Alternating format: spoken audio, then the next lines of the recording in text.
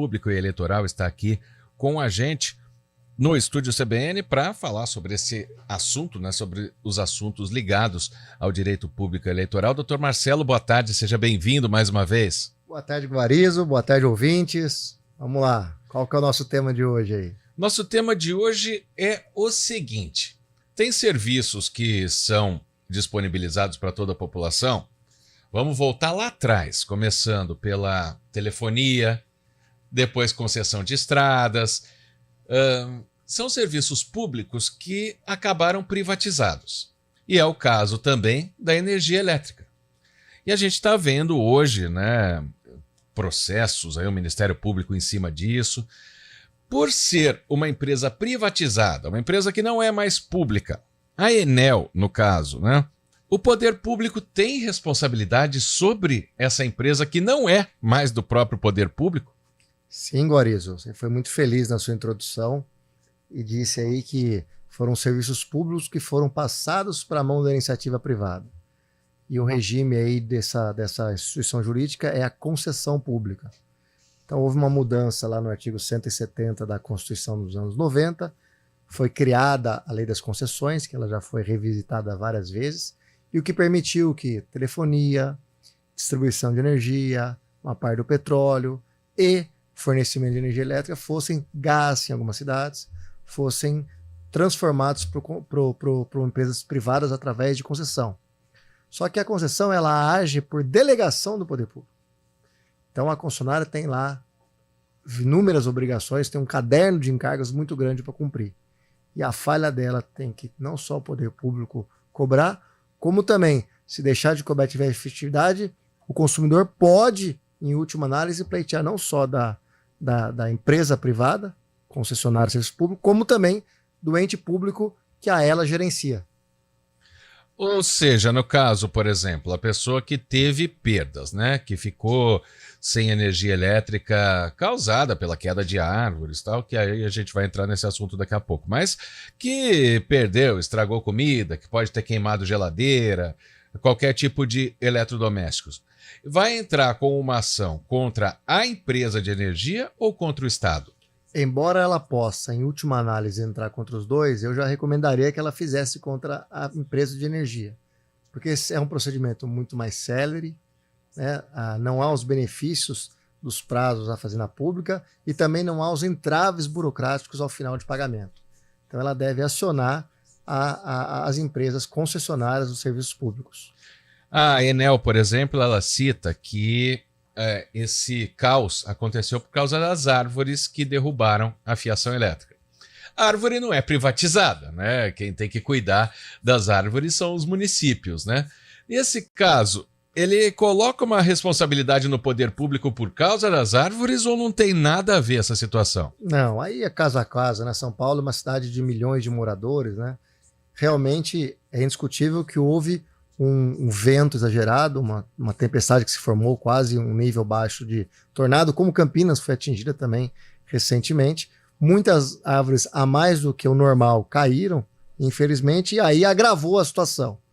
Mas a questão do caderno de encargos aí define bem até onde é a responsabilidade de um, até onde começa a responsabilidade do outro. O que houve nesse caso foi um extra, um excedente, né? Só a análise profunda do caso concreto para saber até onde o Estado estava atrasado na poda de árvores, que também é uma atividade de São Paulo que uma concessionária de limpeza faz. Sim. Também é concessionária, como até onde começou a responsabilidade da ANEEL nesse ponto específico de quedas de árvores. Doutor Marcelo, quando a gente faz um seguro particular, seja de carro, seja de imóvel, tem algumas cláusulas ali para acidentes naturais, né? Como é que acontecimentos naturais, me fugiu o nome agora. Os contratos de concessão dos estados com essas empresas também não teriam que ter essa cláusula para não ficar essa espécie de empurra-empurra? Não temos culpa que ventou e a árvore caiu, mas isso poderia acontecer, né? Essas cláusulas, a gente entende, chama elas de excludentes. Então são os motivos de força maior, são os motivos do imponderável, do imprevisível, que estão associados às chuvas, nesse caso concreto. A grande dificuldade aí, Guarizo, é de se entender. Havia a possibilidade de se prever uma chuva fora da normalidade? Uma semana antes, houve lá a meteorologia prevendo alguma possibilidade para se aumentar, se precaver e se proteger questões anteriores? Essa é a dificuldade desse caso, né? Se há uma excludente, motivo de caso fortuito ou força maior, ou se foi uma má gestão do tempo, uma má organização interna que agravou e, infelizmente, muitas pessoas só conseguiram hoje ter o restabelecimento da energia em suas casas. Exatamente, perderam muita coisa, né? E para a gente falar também de alguns casos específicos em outras situações, a gente tem a parte das telecomunicações, né, principalmente. Hoje em dia, tem gerações que nem sabem que os telefones foram públicos, né? É verdade. Então move ações, vai no PROCON contra a operadora. Agora, falar de um sistema, por exemplo, nas rodovias, né? Pessoa sofreu um acidente por algo que está na pista, né? Algo que às vezes cai, borracha de pneu de caminhão e tal. E ela fala, eu pago o pedágio pela minha segurança. Se acontecer alguma coisa, essa pessoa deve responsabilizar a concessionária ou o governo, já que a estrada também era um bem público, né? Nesse caso concreto, a responsabilidade é da concessionária, porque o encargo é dela de manter a pista limpa, livre de objetos, impossibilidade de circulação, para não gerar acidentes ou, né, minorá-los, né, diminuí-los. Toda vez que a gente fala da falta da prestação de serviço, falta de cuidado, falta de limpeza, falta de manutenção, a gente entra no campo da omissão, que é um pouco diferente do campo da ação, né, efetiva, que você vê que houve um ato que gerou um dano. Nesse caso não há um ato, e sim uma obrigação dela manter a rigidez do sistema, digamos assim. Então a responsabilidade é por exemplo, um acidente causado por uma placa que se descolou da via e estava no meio da estrada. É da concessionária. Então existe cada contrato de concessão uma lei específica. Existe uma lei de concessão e cada concessão tem a sua formatação específica. Empresa só privada, um pouco de participação pública, se é uma exploração da atividade econômica ou se é uma prestação de serviço público delegada, a gente tem vários contornos, né? Eu fui aí especificamente na questão da autopista aí que você deu o exemplo. E a manutenção e a limpeza é da rodovia. Porque a gente está tendo uma polêmica aqui no estado de São Paulo, não em Campinas exatamente, que aqui a gente tem a Sanasa, né? Tantas cidades próximas aqui, cada uma tem sua própria empresa de distribuição de água, de saneamento, mas está essa discussão pela privatização da Sabesp. E a gente já sabe, a energia elétrica, a falta que fez. Imagina se faltar água, né? E às vezes a gente já teve crise hídrica, tudo, né? E nesse caso também, por ser um bem público, deve ser essa divisão de responsabilidade. Caso a Sabesp seja privatizada, não dá para jogar só na conta da empresa, e sim do Estado também, caso haja uma falta de água. Sim, a concessão ela vai entregar para o privado, em linhas gerais, após a autorização da Assembleia Legislativa, o controle da Sabesp para o privado, que pode ser lá uma gestora, pode ser lá um consórcio de várias empresas, e pode até remanescer uma parte da Sabesp ainda sendo do poder público, mas a gestão não mais será.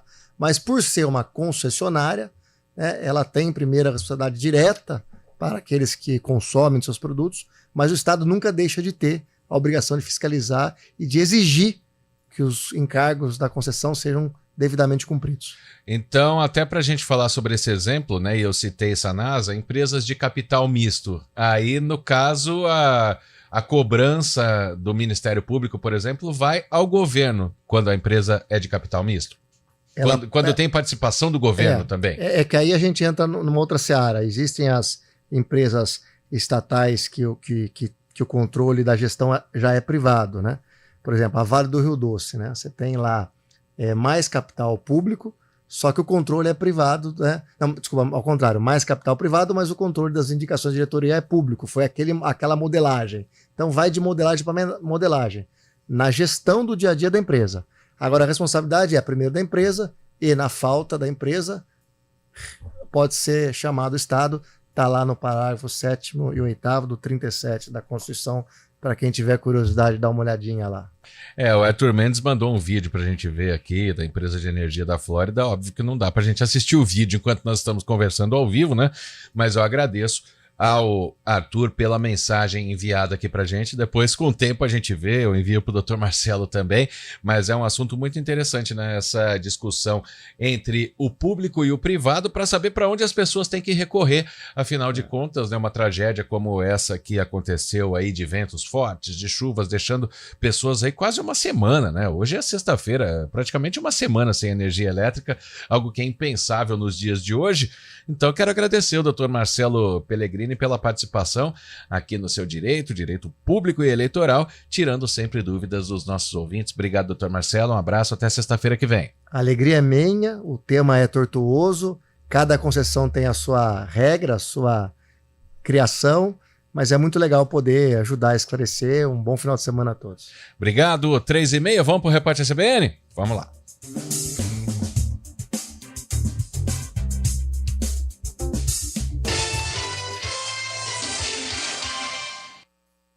Corrida